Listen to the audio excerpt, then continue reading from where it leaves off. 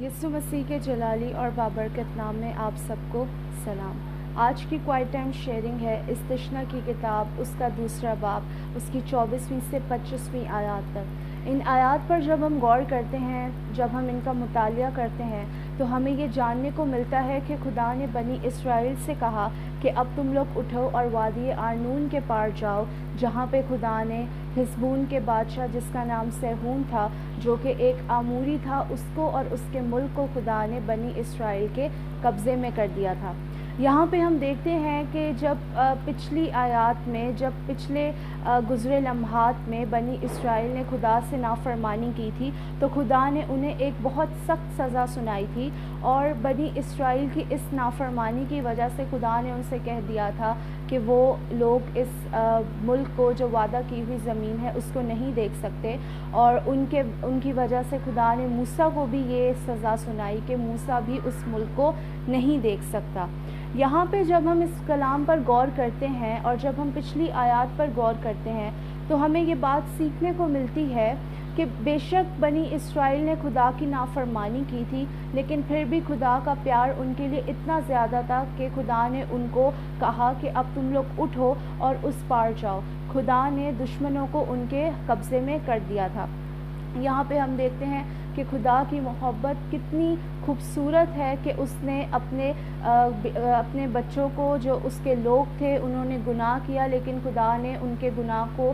माफ़ करके, उनके खुदा को नज़रअंदाज करके, खुदा ने अपनी मोहब्बत का फिर से अपने लोगों के साथ इजहार किया। जब हम अपनी ज़िंदगी पर गौर करते हैं, तो इस कलाम के वसीले से हमें अपनी ज़िंदगी में ये बात जानने को मिलती है कि हम अपनी रोज़मर्रा की ज़िंदगी में कितने गुनाह करते हैं। रोज़ हमारी ज़िंदगी में इतनी मुश्किलातें, इतनी छोटी छोटी बातों की फ़िक्रमंदी होती है कि हमारा ईमान, हमारा तवक्कुल, हमारा भरोसा सब कुछ खुदावन पर से कम लगता है। क्योंकि जब हम किसी चीज़ की परेशानी, किसी भी किस्म की परेशानी में मुब्तला होते हैं, तो हम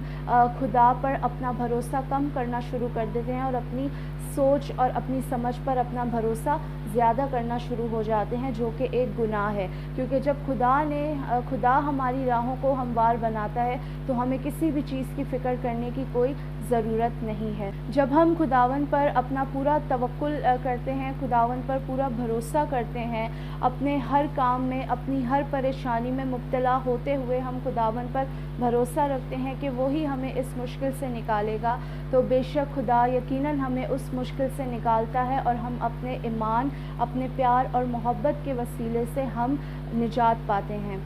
क्योंकि कलाम मुक़द्दस में भी लिखा है कि तू खुदा से अपने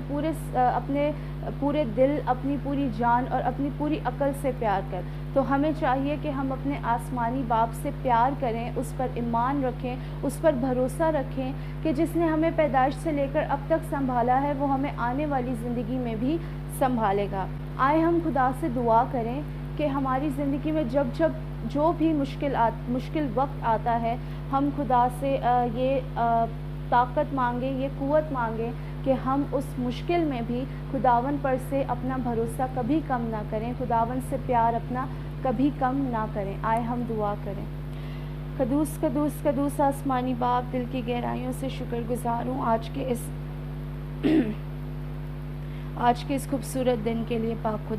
पाक खुदा आपसे मिन्नत करते हैं कि इस कलाम के वसीले से हमें आप पर ईमान और मजबूत करने की तौफीक अता कीजिए, कि आप हमारे गुनाहों को माफ़ करके हमसे फिर अपनी उसी मोहब्बत का इजहार करते हैं जो आप हमसे करते हैं। ऐ खुदा, मैं आपसे मिन्नत करती हूँ कि अपनी इस